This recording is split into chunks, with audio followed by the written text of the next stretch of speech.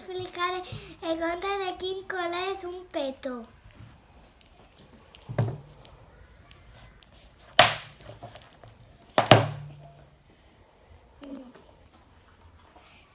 Hola, me dic Mònica, però tothom em diu Mini-Moni. Quan vaig en bicicleta soc més ràpida que el vent. M'agraden les orenetes i els pastissets que me fa la mare. A casa soc l'encarregada de regar les flors perquè creixin molt més bé.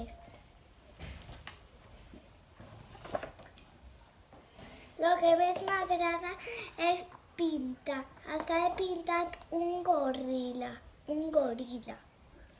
i un coet, però mai he pintat un petó.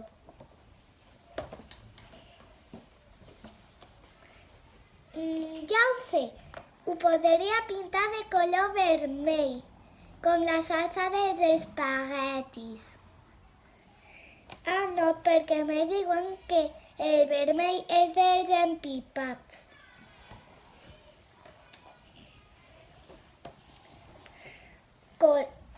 Ja ho sé, de color verd m'agraden els cocodrils perquè són molt simpàtics.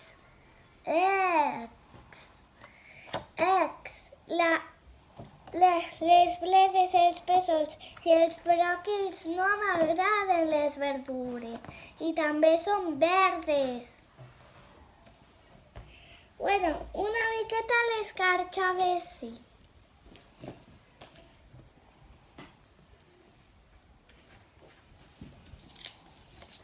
Color vermell, color groc, dels girassals i de les bones idees. I també de la mel. Que bona! Però les abelles són grogues i a mi no m'agraden perquè piquen.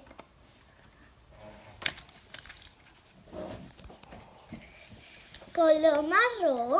M'agrada el color marró de la xocolata i de les fulles.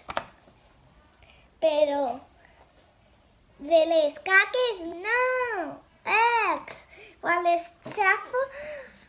les xafo me da molt fàstic.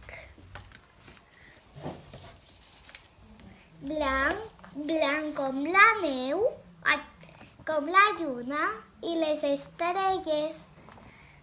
Ah, no, perquè la neu és freda i també és blanca, però els petons són càlids. Rosa, com els pastissets que me fa la mare. Ah, no, no puc suportar les fades ni les princeses. Blau com l'aigua. L'aigua és molt tranquil·la. Blau com la tristesa. Ai, no, perquè me fa molt trist. Negre, ni pensar-hi. El negre de la foscor i dels monstres. Ni tampoc el gris.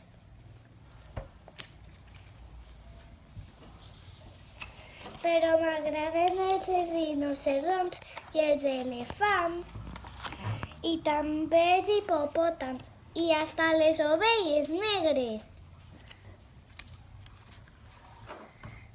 La Mini-Moni està feta un empipat. Li diré a la mare: Mare, de quin color és un petó? De tots colors. Adeu!